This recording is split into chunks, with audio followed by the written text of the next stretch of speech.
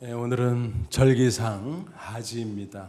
코로나19에 정신이 팔려서 살다 보니까 세월이 가는지 오는지 잘 몰랐는데 어느덧 여름의 한가운데 접어들었습니다.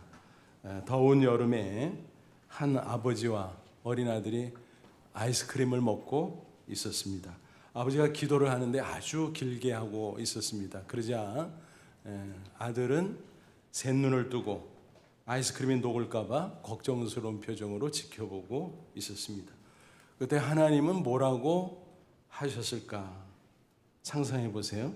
뭐라고 하셨을까요? 이렇게 하셨을 것 같아요. 예, 아범아, 아이스크림 녹는다. 빨리 먹어라. 그죠? 아마 하나님이 그러실 것 같아요. 제가 왜 이런 우스갯소리를 했을까요? 기도는 좋은 것입니다. 하지만 지혜롭게 해야 된다라는 것입니다. 기도를 많이 하는데 지혜롭게 하지 않으면, 바르게 하지 않으면 무익할 수 있습니다. 허공을 치는 것 같습니다. 그러다 보면 기도 자체에 대해서 회의를 가질 수도 있습니다. 낙심하고 기도해도 별 수 없네. 나는 왜 기도해도 안 되는 걸까? 뭐 이런 볼멘 소리까지 하게 된다라는 것입니다. 그러다 보면 나중에는 기도 무용론 포기할 수도 있다는 것입니다. 그러면 큰 손해죠. 그러므로 기도를 하되 지혜롭게 해야 된다, 바르게 해야 된다라는 것입니다. 요즘 많이 쓰는 말로 표현하면 슬기로운 기도 생활이 꼭 필요하다라는 것입니다. 오늘 말씀의 주제가 바로 그겁니다. 아무쪼록 이 시간 말씀을 통해서 우리 각자 자신의 기도 생활을 돌아보고 슬기로운 기도 생활을 꼭 할 수 있기를 바랍니다. 그래서 기도 가운데 하나님의 응답을 받고 큰 은혜 속에 꼭 승리하시기를 주님의 이름으로 축원합니다. 사람은 누구나 잘 되기를 소원하지, 그런데 현실은 녹록지 않습니다. 그 소원과 달리 실패 다반사지요. 왜 그럴까? 그 기본적인 이유는 노력하지 않아서라는 것입니다. 노력하지 않고 빈둥거리는 사람, 옛날에는 룸펜 그랬어요. 요즘에는 오렌지족 또는 아류로 낑깡족 뭐 이런 말도 있어요. 그런 경우 실패하지 않으면 오히려 이상하겠죠. 성경은 노력하지 않은 불성실한 사람을 자주 책망합니다. 잠언 13장 4절, 게으른 자는 마음으로 원하여도 얻지 못하나 부지런한 자의 마음은 풍족함을 얻느니라. 무슨 얘기예요? 불성실하면 소원을 성취할 생각도 말라라는 얘기예요. 바울은 심지어 이렇게까지 증거합니다. 데살로니가후서 3장 10절, 너에게 명하기를 누구든지 일하기 싫어하거든 먹지도 말게 하라. 무슨 얘기예요? 불성실하게 살려면 먹지도 마라, 그런 뜻이에요. 본문 1절, 2절 상반절까지 보면 그런 부류의 사람들은 오히려 불성실한 가운데 다툼을 일삼는다라고 지적하고 있습니다. 너희 중에 싸움이 어디로부터, 다툼이 어디로부터 나느냐? 너희 지체 중에 싸우는 정욕, 욕심으로부터 나는 것이 아니냐? 너희는 욕심을 내어도 얻지 못하여 살인하며 시기하여도 능히 취하지 못함으로 다투고 싸우는도다. 그러니까 불성실하게 노력하지 않는 사람은 욕심은 잘 부리고 그것 때문에 시기하고 질투하고 다투고, 그러니 될리 만무하다라고 하는 것입니다. 불신자라고 할지라도 하나님 앞에서 열심히 노력을 하면 자기는 의식하지 못해도 하나님이 일반 은총의 영역 가운데서 축복하십니다. 하나님은 성실한 사람을 좋아하는 겁니다. 그래서 이런 속담이 있죠. 하늘은 스스로 돕는 자를 돕는다. 그러니까 하나님은 보고 계시다가 성실한 사람을 축복하신다라는 그런 뜻입니다. 그런데 험한 세상을 살다 보면 성실하게 살고 노력을 한다고 척척 되든가요? 그러지 않는 경우도 얼마든지 많습니다. 요즘 청년들이 굉장히 힘들잖아요. 노력을 해도 노력하는 대로 잘 되질 않습니다. 보통 때도 그랬는데 코로나19 때문에 더 심각하죠. 그래서 자조적인 투로 노력을 노오력이라고 일부러 그렇게 표현합니다. 그러니까 노력해도 안 된다는 겁니다. 정말 그래요. 인생 살다 보면, 세상 살다 보면 아무리 노력을 해도 안 되는 건 안 되는 겁니다. 거대한 장벽이 우리 앞을 가로막는 경우가 얼마나 많은지 몰라요. 그럼 어떻게 해야 돼요? 거기서 자포자기 안 해? 그러면 안 되죠. 하나님의 도우심을 구해야 되잖아요. 그게 우리의 소망이잖아요. 그런데 하나님을 믿지 않으니까 기도할 수 없는 겁니다. 안타깝죠? 근데 더 안타까운 것은 믿노라 하는 성도들 가운데서 기도하지 않는 사람들이 있다는 것입니다. 기도는 성도의 특권임에도 불구하고 너무너무 안타까운 일이다라는 것입니다. 그러니까 당연히 안 되지요. 노력도 안 하면 두말할 것도 없고, 또 노력을 아무리 해도 인간의 한계가 있는데 하나님을 찾지 않고 기도하지 않으면 안 될 수밖에 없다는 것입니다. 여러분 솔로몬을 잘 아시잖아요. 그는 엄청 잘난 사람이었잖아요. 그래도 현실을 살다 보니까 아무리 왕이라도 부딪히고 어려운 일들이 있잖아요. 그래서 그는 이렇게 고백을 하게 됩니다. 시편 127편 1절이죠. 유명한 말씀이죠. 여호와께서 집을 세우지 아니하시면 세우는 자의 수고가 헛되며 여호와께서 성을 지키지 아니하시면 파수꾼에 깨어 있음이 헛되도다. 너희가 일찍 일어나고 늦게 누우며 수고의 떡을 먹음이 헛되도다. 뭐예요? 인간이 아무리 힘쓰고 애쓰고 노력을 해도 하나님의 도우심이 없으면 허사가 될 수 있다라는 것입니다. 노력 갖고도 안 될 수가 있다는 것입니다. 따라서 기도해야 된다는 것입니다. 그런데 하나님을 믿지 않는 사람 기도할 수 없고, 또 하나님을 믿는다고 하면서도 기도하지 않는 사람 안 되는 거죠. 그런 생각을 해봐요. 아니 이렇게 험한 세상 살면서 하나님 찾지 않고 어떻게 살아? 또 하나님을 믿는다 그러면서 어떻게 기도하지 않고 살아? 참 배짱도 두둑하다, 그런 생각을 할 때가 있어요. 정말 그렇지 않아요? 야고보는 2절 하반절에서 분명하게 증거합니다. 너희가 얻지 못하면 왜 안 되는 줄 아냐? 그 소리죠. 구하지 아니하기 때문이요. 기도 안 해서 그래. 그러니까 노력 안 해서 문제, 또 노력해도 잘 안 되니까 기도해야 되는데 기도 안 해서 문제라는 것입니다. 그러므로 우리는 어려운 현실에 부딪힐 때마다 기도해야 될 것입니다. 그럴 때 하나님께서 도와주실 것입니다. 여러분 1970년 발사된 아폴로 13호 기억나시죠? 발사 당시 나사 본부의 과학자들은 고장 확률은 100만 분의 1이다. 그러니까 분명히 성공할 거다 장담을 했습니다. 그런데 그만 고장이 나고 말았습니다. 본부에서는 아무런 대책이 없으니까 북극성 잘 보고 알아서 찾아와, 이렇게 지시를 했습니다. 황당한 일이었죠. 우주 비행사들의 무사 귀환을 담보할 수가 없는 위기 상황이었습니다. 그때 하는 수 없이 미국의 대통령과 상원, 하원 의원들 그리고 전 국민이 힘써 기도했습니다. 다행히 태평양 한가운데 무사 귀환할 수 있었습니다. 우주 비행사들이 구조된 후에 제일 먼저 무슨 일을 했을까? 군목과 손을 잡고 감사 기도를 드린 것이었습니다. 그 당시 타임지 표지에 그 사진이 실렸었습니다. 그 중에 우주 비행사 잭 스위거트는 이런 간증을 남겼습니다. 우리는 기도의 힘으로 돌아올 수 있었습니다. 그렇죠. 인간적으로 한계 상황, 아무것도 할 수 없었습니다. 불가능합니다. 그러나 기도할 때 하나님께서 가능으로 바꿔주셨다라는 것입니다. 오늘 우리도 마찬가지예요. 세상 살다 보면 난관에 부딪힐 때가 얼마나 많아요. 그러나 당황하지 말고 하나님이 살아계시기에 기도할 수 있기를 바랍니다. 이런 말이 있잖아요. 인간의 마지막이 하나님의 시작이다. 이제는 끝장났다. 다 망했다. 그런데 하나님은 그때부터 오히려 역사하실 수 있다는 것입니다. 인간이 약하기 때문에, 불가능하기 때문에 기도하면 도와주신다는 거예요. 그래서 또 이런 말도 있어요. 기도가 인간의 최선이다. 막 노력하고 애쓰고 힘쓰고 그게 최선이 아니에요. 거기에다가 기도가 진짜 최선이다라는 것입니다. 그렇습니다. 인간에게는 불가능이 많지만 하나님에게는 불가능이 없습니다. 하나님의 놀라운 역사를 기대하며 기도하시고 하나님의 승리를 체험하고 간증하는 저와 여러분 되시기를 주님의 이름으로 축원합니다. 그런데 기도를 열심히 하는 것 같은데 그래도 안 되는 경우가 있는 것 같아요. 내 나름대로 분명히 기도했는데, 오랫동안 했는데 왜 안 되지? 그러다 보니까 기도에 회의가 생길 수가 있어요.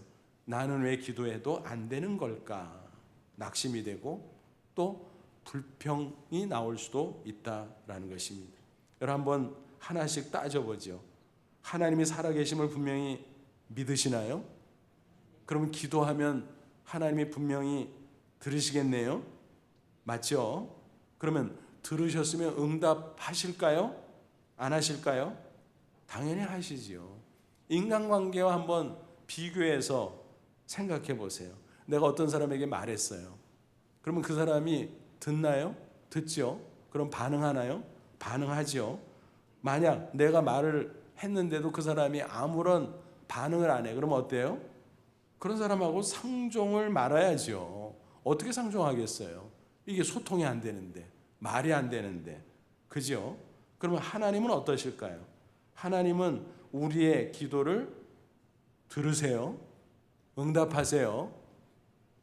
우리는 분명 하나님과 소통하는 것입니다. 반드시 하나님의 응답이 있다는 것입니다. 근데 문제가 뭐냐면 인간 대 인간은 말로 이렇게 소통을 하잖아요. 그러니까 이게 충분히 우리가 말을 하고 응답을 받고 이게 쉬운 거예요. 그런데 하나님하고 우리는 어때요? 우리는 말로 기도할 수 있어요. 근데 하나님 우리에게 응답할 때 어때요? 청각적인 소리로 해주면 너무 쉬울 텐데 그렇게 안 하시잖아요. 우리 마음에 영적으로 응답해 주시잖아요. 혹은 우리의 현실 속에서 섭리하심을 통해서 그걸 보고 하나님이 이렇게 응답하는구나 그렇게 깨닫게 해주잖아요. 근데 영적으로 민감하지 않으면 우리가 기도할 때 하나님이 분명히 응답하는데도 그것을 캐치하지 못하는 거예요. 그러니까 하나님은 응답하는데 내가 못 알아차리는 가운데 하나님은 내가 기도해도 응답도 안 하셔. 해주지도 않아.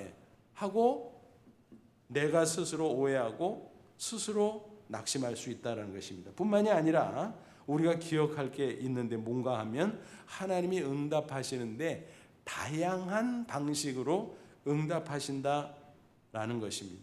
내가 무엇을 요청하고 기도하면 하나님이 그래, 예스 하고 응답하실 수도 있지만 안 그럴 수도 있다라는 거예요. 여러분 인간 대 인간 관계도 그렇잖아요. 내가 어떤 사람에게 뭘 요청했어요. 말을 했어요. 그럼 그 사람이 항상 그래, 예스 하고 응답합니까? 그럴 때도 있지만 아닐 때도 있잖아요. 안 돼, 노 하고 거절할 때도 있잖아요. 또 그 밖에 다양한 방식으로 응답하잖아요. 그러면 하나님과 나하고의 관계는 어때요? 마찬가지죠. 로봇도 안 그럴 거 아니에요. 옛날 로봇은 뭐라 그러면 예스 예스만 했었죠. 근데 요즘 로봇은 인공지능으로 똑똑해졌어요.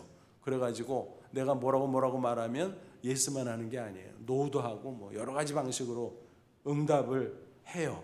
그렇다면 전전하신 하나님하고 나하고 소통하는데 내가 짧은 생각으로 뭐라고 기도하는데 하나님이 그래 알았어 내가 무조건 다 해줄게 그러겠어요? 아니죠. 아니 하고 노로 응답하실 수도 있고 또 그래 근데 좀 기다려야 되겠다 야 yes but wait 타이밍을 좀 맞춰주겠다라는 그런 응답도 있는 거예요. 또 아니 그건 안 되고 대신에 다른 거 해줄게 no but the other 다른 대안을 준비했다가 주시겠다고 그런 식으로 응답하실 수도 있다라는 거예요. 이처럼 하나님이 영적으로 응답하시고 또 다양하게 응답하시고 그러다 보니까 우리가 그걸 잘 캐치를 못하는 가운데 스스로 낙심할 수가 있다는 거예요. 그거는 우리 탓이죠. 우리가 영적으로 민감하지 않아서 또 기도를 지혜롭게 하지 못해서 그런 거죠. 그러므로 그럴 수 있겠구나 깨닫고 지레오해하고 스스로 낙심하거나 불평하지 마시기를 바랍니다. 기도를 하는 한 하나님이 들으시고 응답하시고 또 기도를 하는 한 하나님은 어떤 방식으로 응답하시든 우리에게 유익한 길로 우리를 이끌어간다는 사실을 꼭 믿으시기를 바랍니다. 심지어 거절도 우리에게 유익하게 하기 위해서 해주시는 응답이라는 것을 꼭 기억하시라 그런 말씀을 드립니다. 오늘 본문 3절을 보면요 우리가 기도할 때 하나님이 no, 안 돼 하고 거절하시는 응답을 소개해 주고 있습니다. 3절 보세요. 구하여도 받지 못하면 우리가 기도하고 요청해도 그대로 되지 않는 이유가 뭔 줄 아냐? 정욕으로 쓰려고 잘못 구하기 때문이라. 무슨 얘기예요? 내 생각, 내 욕심으로 잘못된 동기를 품고 기도하니까 그대로 예스하지를 않는다라는 거예요. 여러분, 우리 인간은요 참 무지해요. 그래서요 내 생각대로 살면 어떻게 될까요? 잘 될까요? 잘 안 될까요? 내 욕심대로 살면 잘 될까요? 잘 안 될까요? 잘 안 돼요. 만약 내 생각대로 내 욕심대로 사는 게 잘 된다면 세상에 실패하거나 망할 사람이 있을까요? 없을까요? 없죠. 다 자기 생각대로 살잖아요. 다 자기 욕심대로 살잖아요. 근데 안 되잖아요. 망하잖아요. 실패하잖아요. 그렇죠? 그러니까 기도도 마찬가지예요. 내 생각으로 막 들이대고 내 욕심대로 막 들이대고 하나님 앞에 요청하면 그게 잘 되는 게 아니다라는 거예요. 그러니까 하나님이 예스 할래야 할 수가 없어요. 그래서 때로는 노 거절하실 수도 있다라는 건. 근데 그것도 모르고 내가 내 편에서 에이 뭐 기도해도 소용도 없네 해주지도 않고 스스로 삐져가지고 스스로 낙심하고 불평하고 너무너무 안타까운 일이다라는 거예요. 그렇다면 지혜로운 기도의 방법은 과연 뭘까? 먼저 어떤 일이 있을 때 하나님의 뜻을 여쭤보고 그것을 딱 캐치하고 붙들고 기도하는 거죠. 그게 가장 지혜로운 방법이다라는 것입니다. 여러분, 기도의 본질이 뭐예요? 기도는 일방적으로 내 요청을 하는 그게 아니잖아요. 하나님과의 쌍방적 대화잖아요. 내가 무엇을 말씀드리면 하나님이 응답하시고 또 내가 질문하면 하나님이 대답해 주시고 이게 바로 기도의 본질이잖아요. 그러니까 우리가 잘 안 할 때가 많은데 질문의 기도를 드리는 것이 굉장히 중요하다는 것입니다. 그래서 하나님 이럴 때 뭐 하면 좋아요? 어떻게 할까요? 하나님 뜻은 뭐예요? 먼저 여쭤보고 하나님이 뭐라고 응답하시면 아 그렇군요. 그럼 그 뜻을 붙잡고 순종할 거는 순종하고 기도할 거는 기도하고 그 하나님이 얼마나 기뻐하겠어요. 그때 뭐 볼 것도 없이 예스하고 응답하시죠. 요한일서 5장 14절 그를 향하여 우리가 가진 바 담대함이 이것이니 그의 뜻대로 무엇을 구하면 들으심이라. 하나님의 뜻과 내 뜻이 딱 일치하는데 내가 그대로 요청하면 하나님이 당연히 기뻐하고 예스하시지요. 그러니까 그런 지혜로운 기도를 드리라라는 것입니다. 여러분, 존 버년의 철로 역정을 잘 아시죠? 성경 다음으로 역사상 많은 사람들이 읽었다고 전해지는 기독교 고전입니다. 설교 황제 스펄전 같은 사람 무려 100번을 읽었다 그래요. 이 대단한 책이 어떻게 탄생했는가 그 계기가 있어요. 존 버년은 설교자로 복음을 전하고 있었습니다. 그런데 그 당시 영국은 개신교를 인정하지 않았어요. 핍박을 했어요. 그래서 그가 투옥이 됩니다. 그로부터 무려 12년의 수감 생활을 하는데 그 도중에 아내가 소천을 해요. 근데 자녀가 셋이었는데 어렵게 근근히 일하면서 돌보고 있었는데 훌쩍 세상을 떠났으니 그 자녀들이 어떻게 삽니까? 고아 신세가 됐잖아요. 근데 어떻게 할 수 없잖아요. 감옥에 있는 존 버년은 너무너무 고통스럽습니다. 눈물로 기도합니다. 하나님 너무 힘들어요. 나 좀 도와주세요. 근데 하나님이 응답을 안 하시는 거예요. 그래서 기도를 또 다르게 해봤어요. 하나님, 나 아무것도 못하는데 어떻게 하면 좋아요? 하나님 좀 말씀 좀 해보세요. 가르쳐 주보세요. 근데 그때 하나님이 응답하셨어요. 마음에 하나님의 음성이 들려온 겁니다. 야, 너 감옥에 갇혀있지만 글은 쓸 수 있잖아. 글을 써. 내가 재주를 줬어. 그렇게 말씀하시는 거예요. 깜짝 놀라가지고 글 쓸 수 있겠네요. 근데 재주를 주셨다고요? 그래, 내가 재주를 이미 줬어. 너 써봐. 쓰면 알 거 아니야. 그래서 그때부터 열심히 성경을 읽으면서 책을 쓰기 시작했습니다. 그때부터 쓴 책이 그의 평생 60권을 썼어요. 대단하죠?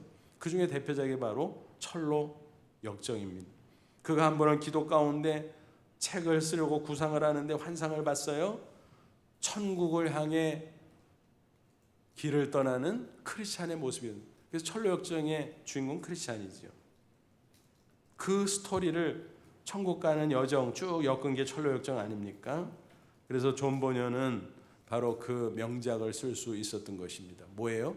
하나님의 뜻을 구하고 하나님이 뜻을 보여줄 때 그것을 딱 붙잡고 기도하고 순종할 때 그런 놀라운 하나님의 역사를 체험할 수 있었다라는 것입니다. 그러므로 저와 여러분은 결코 내 생각, 내 욕심대로 무조건 기도하지 마세요. 하나님 앞에 잠잠히 여쭤보세요. 하나님의 뜻이 무엇인가? 그럴 때 우리는 잘못된 욕심을 품고 기도하는 오류를 범치 않을 수 있을 것입니다. 부디 하나님의 뜻대로 기도하는 지혜자가 되어서 하나님의 놀라운 응답을 경험하시기를 축원합니다. 그런데 본문에 직접 나와 있지 않은 다른 경우들도 있어요. 내가 기도는 하는데 잘 안 되는 것 같다. 뭐 이런 경우들. 뭘까요? 하나는 의심을 품고 기도할 때 안 되는 것 같아요. 맞아요. 의심을 품고 기도하면 하나님이 그 사람의 소원대로 이루어 주시질 않아요. 야고보 1장 6절부터 8절 오직 믿음으로 구하고 조금 더 의심하지 말라. 의심하는 자는 마치 바람에 밀려 요동하는 바닷물결 같으니 이런 사람은 무엇이든지 주께 얻기를 생각하지 말라. 무슨 얘기예요? 의심 품고 기도하면 기도가 이루어질 거 꿈도 꾸지 마. 그런 얘기예요. 그대로 안 해주겠다라는 거예요. 두 마음을 품어 모든 일에 정함이 없는 자로다. 보충 설명해. 의심이 뭔 줄 아냐? 두 마음. 더블 마인디드. 두 마음. 그러니까 될까? 안 될까? 어떤 소원을 가지고 있는데 이게 될까? 안 될까? 현실을 보니까 될 것 같기도 하고 안 될 것 같기도 하고.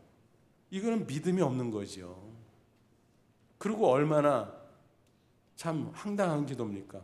하나님 믿는다며, 하나님 기도하면 응답해 주신다며, 하나님 전능하다며. 그러면 그걸 기도하면 하나님이 그대로 해줄 거를 확신해야지. 될까 말까. 그러니까 뭐예요? 답이 두 개가 되는 거예요. 하나가 아니고. 답을 딱 하나 갖고 하나님 이거 해주세요. 해줄 줄로 내가 믿습니다. 답이 하나. 그럼 마음이 시원할 텐데 답이 두 개야. 될까 안 될까. 그러니까 답이 두 개니까 뭐예요? 답답하지 뭐. 답답해. 기도하는데도 답답한 거예요.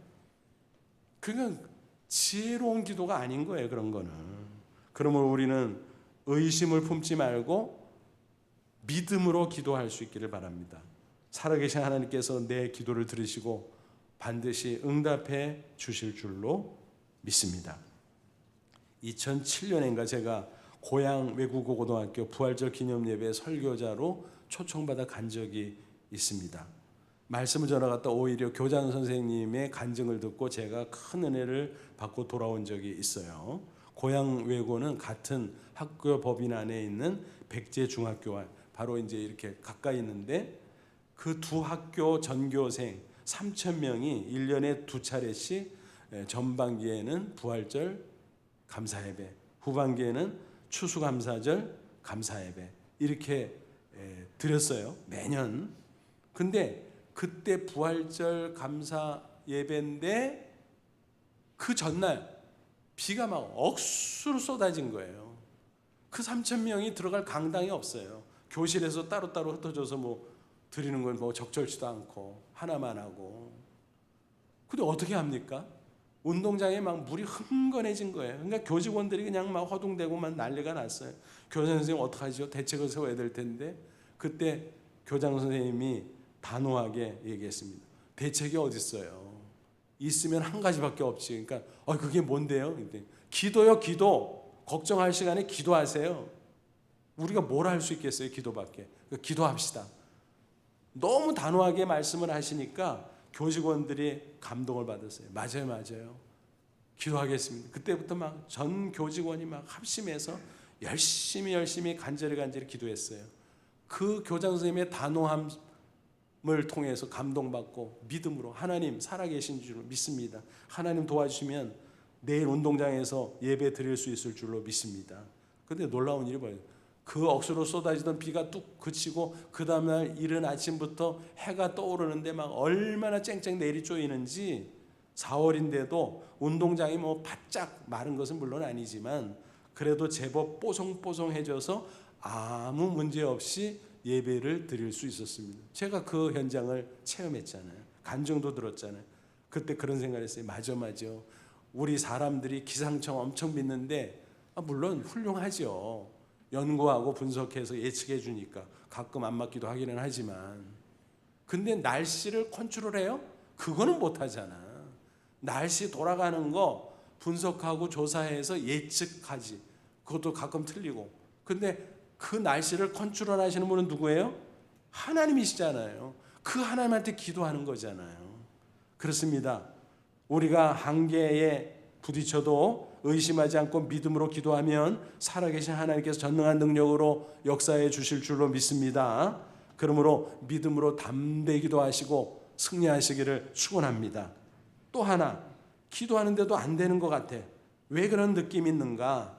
하나님이 응답을 해주시는데 좀 지체하실 때가 있어요. 하나님의 때가 좀 늦어질 경우가 있다라는 거예요. 근데 그건 나쁜 게 아니에요.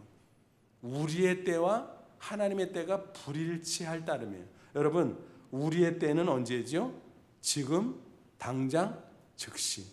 당장 되면 최고야. 우리는 즉시 되면 최고야. 기도 한번 딱 하면 딱딱딱딱 되면 최고잖아요. 근데 하나님이 보실 때는 그게 아니에요. 하나님 보시기에 적기가 따로 있다라는 거예요. 성경에 예를 들어 볼게요. 요셉이 애굽의 노예로 팔려갔잖아요. 열심히 일하는데 보디발의 아내가 자꾸 욕을 해요. 그거 거절할 수밖에 없었잖아요. 신앙인으로서. 근데 괘씸하게 생긴 그 여자가 모함을 해서 감옥에 들어가게 돼요. 얼마나 억울해요? 그래도 기도하면서 열심히 하는 가운데 보니까 그 감옥은 죄수들이 누구냐면 전직 고위가의 출신이에요. 요즘 말로 하면 범털이에요. 범털. 그래서 그들을 잘 섬겨줬어요. 그런데 어느 날 그 두 죄수가, 하나는 전직 술 맡은 관원장, 떡 맡은 관원장, 안색이 이상해서 나으리들 왜 그러세요? 뭐 어디 편찮으십니까? 그랬더니 그게 아니고 꿈자리가 뒤숭숭해 꿈을 꿨는데 도시 뭐 무슨 뜻인지 알 수가 있어야지. 그래서 걱정이 돼. 왕한테 밉보여서 여기 왔는데 또 더 큰일 당할까 봐 그래. 그러니까 무슨 꿈 꿨는데요. 제가 한번 듣고 해석을 해드릴게요. 그래서 그 꿈을 듣고 잘 해석을 해줬어요. 근데 그 해석대로 떡 맡은 관원장은 처형을 당하고 술 맡은 관원장은 추록해서 복직을 하게 됩니다. 나갈 때 그 사람이 얼마나 기쁜지 요셉에게 장담을 합니다. 자네, 내가 보니까 정말 성실한 사람, 정직한 사람인데 그러면 그렇지 아마 그 여자가 잘못했을 거야. 내가 나가서 선처를 부탁해서 꼭 꺼내줄게.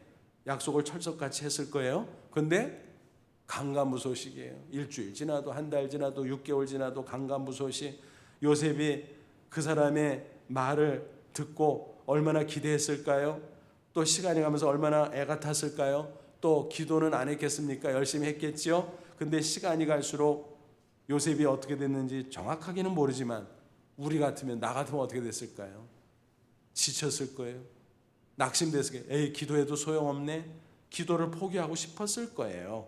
그런데 성경은 뭐라고 증거합니까? 창세기 41장 1절 만 2년 후에 바로가 꿈을 꾼즉 2년 딱 지났는데 그때 맞춰서 바로가 꿈을 꿨는데 무슨 꿈이에요? 두 가지 꿈을 꿨는데 도시 알 수가 없어. 여러분, 절대 권력자들은 더 불안에 떨어요. 불길한 생각이 드는 거예요. 이게 뭐지? 전전긍긍합니다. 그때 측근이었던 술 맡은 관원장 요셉을 기억합니다. 왕이시여, 내가 감옥에 있을 때 요셉이라는 히브리 청년을 만난 적이 있는데 꿈 기가 막히게 해석해. 그 해석대로 내가 복직했잖아요. 그러니까 빨리 데려와. 그래서 불려갔어요. 그 꿈을 들었어요. 해석을 해줬어요. 왕은 두 가지 꿈 꾸셨는데 그게 두 가지 각각 뭐냐 하면 7년 풍년 플러스 7년 흉년입니다. 그런데 흉년이 너무 심해서 그 앞에 풍년 때 잘 대비하지 않으면 큰일 납니다. 이렇게 훈수까지 뒀어요. 감동을 받은 바로왕이 국무회의를 소집했는데 뭐 두말할 필요가 없죠. 만장일치로 요셉을 애굽 총리로 추대를 하네요. 뭐예요? 하나님의 서프라이즈죠. 하나님의 서프라이즈예요. 놀라운 반전입니다. 여러분, 2년 전에 지금 당장 즉시 인간의 원대로 해줬다면 요셉은 뭐예요? 풀려나긴 했겠지만 별 볼 일 없어요. 그런데 2년 하나님께서 타이밍을 딱 맞춰주니까 애굽 총리가 될 수 있었다는 사실입니다. 기가 막힌 일은 뭐냐 하면요, 그 당시에 애굽 제국의 법률상 공직에 오를 수 있는 최소 나이가 만 30세였어요. 그러니까 하나님이 그걸 딱 보고 맞춰주신 거예요. 근데 그것도 모르니까 인간은 어때요? 지금 당장 즉시. 지금 당장 즉시 하면은 별 볼 일 없다니까. 우리 인간이 이렇게 무지하다라는 겁니다. 그러므로 여러분, 하나님의 뜻이 아니면 기도하다가 걷어치겠지만 또 기도 제목을 바꾸겠지만 하나님의 뜻인 것 같아. 그러면은 그냥 계속 기도하세요. 안 되면 하나님이 타이밍 맞추시는 거예요. 그렇게 기억하세요. 바울이 증거합니다. 갈라디아서 6장 9절 우리가 선원에 가다 낙심하지 말지 포기하자면 때가 이름에 이루리라 거두리라 그랬어요. 뭐 여러 가지 있지만 그 중에 기도도 들어가잖아요. 낙심하지 않고 기도하다 보면 때가 이르러 하나님이 응답하신다라는 것입니다. 여러분, 하나님의 응답하시는 것이 이런 거라고 가끔 말씀드리잖아요. 하나님은 가장 좋은 것을 the best thing, 가장 좋은 것, in the best way, 그리고 가장 좋은 때 at the best time, 그죠? 그게 하나님이, 그러니까 때를 맞추는 거예요, 하나님은. 근데 우리는 그냥 지금 당장 즉시만 고집하잖아요. 그러니까 내 고집만 부리다가 보니까 하나님 안 해주네 그러고 스스로 낙심하고 불평하고 나는 왜 기도해도 안 되는 거야? 그런 말까지 하는 겁니다. 금년은 남북분단 75주년이죠. 6.25 한국전쟁 발발 70주년이죠. 남북이 평화협력 관계를 가지면 얼마나 좋을까 소망을 품고 있었죠. 정부도 노력하고 성도들도 기도하고 얼마나 오랜 세월 평화 통일을 위해서 기도했습니까? 그런데 마치 도돌이표 가는 것 같아요. 잘 나가는 데 싶다가 되돌아가고 또 잘 나가는 데 싶다가 되돌아가고 이게 뭔지 모르겠어요. 얼마 전 잘 아시는 대로 개성공단 내에 있는 남북연락사무소를 폭파시켰잖아요. 무참하게. 아니 도대체 어쩌자고 그러는 거야. 실망도 되고 화도 나고 속도 상하고. 그럼 어떻게 하면 좋죠? 속된 말로 한판 뜰까요? 그럴 수는 없잖아요. 전쟁은 절대 하면 안 되잖아요. 그럼 뭐 어떻게 해요? 어떻게 기도하는 수밖에. 하나님의 분명한 뜻이잖아요. 전쟁하는 거 아니고 평화적으로 협력하고 또 잘 모든 여건이 마련되면 통일하면 좋고 그게 하나님의 뜻이잖아요. 그러니까 하나님의 뜻 잘 안 돼도 그게 뜻이니까 붙잡고 그냥 기도하는 거예요. 또 기도하고 실망하지 말고. 그러면 하나님의 때가 언제인지 모르지만 있겠죠. 독일 통일에 관한 아름다운 이야기가 있습니다. 2차 대전 후 동독소동 나뉘었잖아요. 베를린 장벽이 가로막았잖아요. 한성도가 그걸 바라보면서 너무 답답했어요. 기도는 하는데 이루어지지 않고 소용이 없는 듯 했습니다. 그런데 성경 읽다가 마태복음 17장 20절을 보게 됐습니다. 예수님 말씀이죠. 너의 믿음이 작은 까닭이니라. 진실로 너에게 이르노니 만일 너에게 믿음이 겨자씨 하나만큼만 있어도 이 산을 명하여 여기서 저기로 옮겨지라 하면 옮겨질 것이요 또 너희가 못할 것이 없으리라. 옳거니 내 믿음이 작아서 그렇구나. 믿음으로 기도하자. 딱 붙잡고 기도했어요. 그리고 베를린 장벽에 가서 외쳤습니다. 무너져라. 근데 끄떡없는 거예요. 시간이 가면서 낙심하기 시작합니다. 근데 다시 성경을 보니까 너희가 너희에게 복수를 같이 어울려서 기도하라는 거예요. 그래서 기도의 동역자들을 모아서 통일 기도회를 갖기 시작했습니다. 그래서 곳곳에서 통일 기도회가 생겼습니다. 그리고 이따금 같이 한데 모여서 베를린 장벽에 가서 함성을 열었어요. 무너져라. 근데 무너지지 않는 거예요. 다시 낙심하기 시작합니다. 시간이 가면서. 근데 그 성경 구절을 다시 보니까 옮겨질 것이요 미래로 되어 있는 거예요. 그렇지. 내 마음대로 즉시되면 좋겠지만 그게 아니지. 하나님의 주권사항이지. 때와 기한은 하나님의 손에 있지. 그래서 그때가 언제일지 모르지만 끝까지 기도하자. 결심하고 기도하고 통일 기도회를 계속 이어가다가 1989년 베를린 장벽이 무너졌지요. 그리고 이듬해 1990년 10월 3일 통일 독일을 이루게 되었다라는 것입니다. 남북 관계도 마찬가지라고 생각을 합니다. 하나님의 뜻이 분명하기에 하나님의 때가 언제인지 모르고 우리가 기도해야 될 것입니다. 낙심하지 말고 끝까지. 우리가 경제적으로 준비가 덜 돼서 그랬을 수도 있고, 또 도덕적으로 영적으로 준비가 안 돼서 합쳐봐야 나빠질 텐데 뭐 하나님이 그렇게 해주겠나? 안 해주지요. 그러니까 하나님의 때가 언제인지 모르지만 우리는 하나님의 뜻이 분명하다는 것을 알기에 계속 기도해야 된다는 것입니다. 우리 개인적인 차원도 마찬가지예요. 가정도 교회도 기도 제목이 있을 때 하나님의 뜻에 합당해요? 그러면 안 돼도요, 계속 기도하세요. 때가 되면 하나님께서 이루어 주실 줄로 믿습니다. 부디 가장 좋은 것을 가장 좋은 때에 응답하시는 하나님의 역사를 꼭 체험하시기를 축원합니다. 또 하나 더 말씀드리면, 기도해도 안 되네 하고 느낄 때가 있는데 이런 경우가 또 있어요. 하나님이 대안을 가지고 있는데 내 것만 가지고 자꾸 기도하면서 고집하니까 이게 서로 안 맞잖아요. 우리는 한 치 앞도 내다보지 못합니다. 무지합니다. 그러다 보니까 사실은 덜 좋은 건데, 사실은 나쁜 건데, 혹은 사실은 뭐 나쁘지는 않은데 나한테 딱 어울리는 게 아닌데 내가 고집하고 조를 때가 있다는 것입니다. 또 그러면 하나님이 알았어 그냥 해 이렇게 허락하실 때도 종종 있어요. 근데 그게 나에게 유익이 됩니까? 아니에요. 사실 좋지 않은 겁니다. 나중에 후회하기 십상이다라는 것입니다. 제 딸아이의 어린 시절 이야기입니다. 하루는 손을 붙잡고, 여름날이었는데 더울 때 손을 잡고 가게 갔어요. 근데 쭈쭈바 사달라는 거예요. 빙과 50원짜리. 그래서 야, 아빠가 더 좋은 거 사줄게. 그거 말고 빵빠레 150원짜리 3배 비싸야. 그거를 사줄게. 그랬더니 싫다는 거예요. 나중에는 막 고집을 부리고 막 우는 거예요. 주인 아주머니 앞에 얼마나 미안하고 민망한지. 그래서 알았어 그러고 그걸 사가지고 쥐어주고 또 미안해가지고 빵빠레 몇 개 더 사가지고 왔습니다. 그래서 냉동실에다가 딱 넣어놨는데 지가 쭈쭈바 다 먹고 나니까 아쉽잖아요. 아빠 저거 나 하나 먹어도 돼? 그래서 먹어. 그랬더니 맛을 보니까 어때요?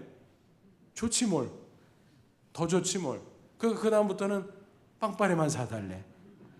알았던 거예요. 여러분, 어린아이의 철부지 모습이지만 딱 우리가 그렇게 기도하는지도 몰라요. 덜 좋은 거 자꾸 달래요. 나쁜 거 자꾸 달래요. 나한테 어울리지 않은 거 자꾸 달래. 그러니까 하나님이 야 그거 안 돼. 내가 딴 거 줄게. 예수님이 말씀하셨잖아요. 마태복음 7장 11절 너희가 악한 자라도 좋은 것으로 자식에게 줄 알거든 하물며 하늘에 계신 너희 아버지께서 구하는 자에게 좋은 것으로 주시지 않겠느냐. 하나님은 좋은 걸 주기를 원하세요. 그러니까 내가 기도하는데 왜 안 되지? 때가 안 됐나 보다. 그럴 수도 있고 또 이거 왜 그러지? 하나님이 대안을 갖고 계신가 보다. 그런 것도 한번 생각해 보십시오. 그리고 기도하다 보면 하나님이 어느 순간 대안을 딱 우리에게 짜내고 주실 줄로 믿습니다. 여러분, 웰치스 포도주스 아시죠? 그 창업자가 찰스 웰치라는 분입니다. 그의 아버지는 제임스 웰치예요. 근데 이 찰스와 제임스 두 사람의 아름다운 이야기가 있습니다. 아버지 제임스가 치과 의사 겸 감리교 목사였거든요.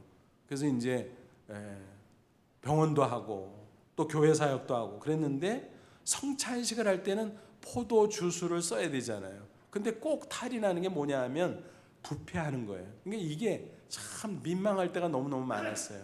그래서 어떡할까 고민하다가 연구 결과 저온 살균법을 개발해서 부패하지 않는 포도 주스를 만들게 되었습니다. 그래서 교회에서 사용하니까 다들 좋아하시는 거예요. 이 소문이 퍼져서 다른 교회들도 우리한테도 그것 좀 제공해 줄 수 있어요. 그래서 뭐 그러죠. 그래서 뭐 제공을 하다 보니까 점점 규모가 커지는데 혼자서 할 수 없어서 어떡할까 그러다 막내인 이 찰스 웰치에게 같이 일하자. 그도 치과 의사였는데 짬짬이 그 일을 같이 했습니다.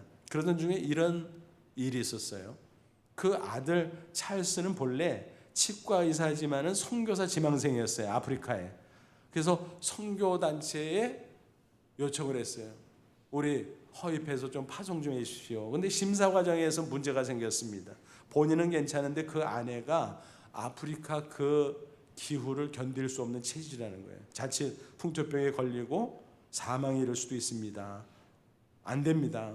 그러니까 차라리 후원한 일을 합시오. 너무너무 낙심이 됐어요. 근데 기도하는데 하나님이 위로해 주면서 그래 맞아. 그 선교부 말이 맞아. 야, 보내는 선교사도 있어야 되지만 아예 가는 선교사도 있어요. 보내는 선교사. 이게 서로 협력해야 되지. 이 가는 선교사만 있어서 되는 게 아니야. 그러니까 옳거니 맞네. 그러면은 할 수 없지 뭐. 그러면 내가 열심히 돈 벌어서 기도 후원, 물질 후원 하자. 그럼 뭐 할까? 자기가 하고 있는 게 있잖아요 이미. 그래서 웰치 포도주스 회사를 설립하게 되었다라는 것입니다. 하나님이 얼마나 축복해 주시는지 많은 돈을 벌 수 있었습니다.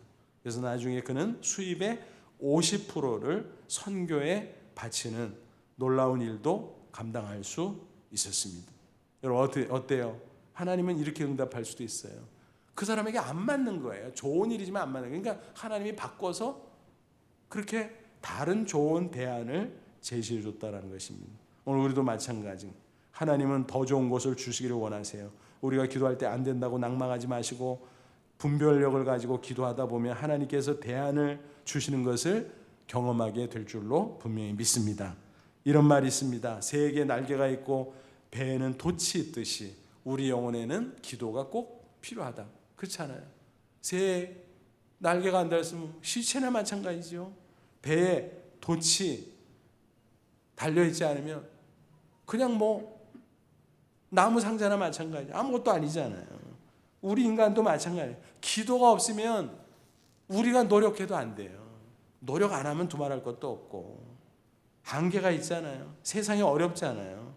그러므로 전능자 하나님, 살아계신 하나님 앞에 기도할 수 있기를 바랍니다. 여러분 혹시 기도가 중요한 줄은 알지만 실제로 기도를 안 하고 계시지는 않습니까? 큰 손해보는 거예요. 특권을 사장시키는 어리석은 짓을 하고 있는 거예요. 혹시 기도를 한다고는 하는데 때때로 기도해도 안 되네. 나는 왜 기도해도 안 되는 걸까? 하고 회의하고 볼멘 소리만 하고 있습니까? 오늘 말씀을 꼭 기억하세요. 우리가 기도하면 살아계신 하나님 들으십니다. 응답하십니다. 다만 영적으로 응답하시고 또 다양한 방식으로 응답하니까 내가 그걸 캐치 못해서 내 스스로 오해하고 낙심할 수 있을 뿐이에요. 그러므로 더 영적으로 민감해져서 하나님의 응답을 분별하면서 기도할 수 있기를 바랍니다. 하나님은 분명 가장 좋은 것을 가장 좋은 방법으로 가장 좋은 때에 응답해 주실 줄로 믿습니다. 부디런 확신을 가지고 늘 기도에 힘써 하나님의 큰 은혜를 체험하며 승리의 인생 사시기를 축원합니다. 기도하겠습니다. 이 말씀 붙잡고 기도하자. 하나님, 그렇습니다. 나를 구원해 주신 것 감사하거니와 자녀로서 기도의 특권을 받았는데 사장시키지 않게 하옵소서. 하나님의 뜻대로 믿음으로 기도하며 끝까지 기도하며 하나님의 때를 보게 하시고 또 하나님이 더 좋은 것을 주심을 경험할 수 있도록 그래서 기도의 사람, 승리의 사람 되게 하옵소서. 간절한 마음으로 잠시 기도합니다. 하나님 아버지 은혜를 진심으로 감사합니다. 이 시간 주의 말씀 듣고 다시 한번 깨닫게 됨을 감사합니다. 기도의 특권을 주는데 사장시키지 않게 해주옵시고 아버지 하나님이 하나님의 뜻을 구하며 기도하게 하시고 믿음으로 기도하게 하시고 끝까지 하나님의 때를 만나기까지 기도하게 하시고 하나님이 더 좋은 것을 주실 수도 있음을 기억하며 기도할 수 있도록 도와주시고 그래서 기도의 승리자, 인생의 승리자 되게 하옵소서. 예수님의 이름으로 기도하옵나이다. 아멘.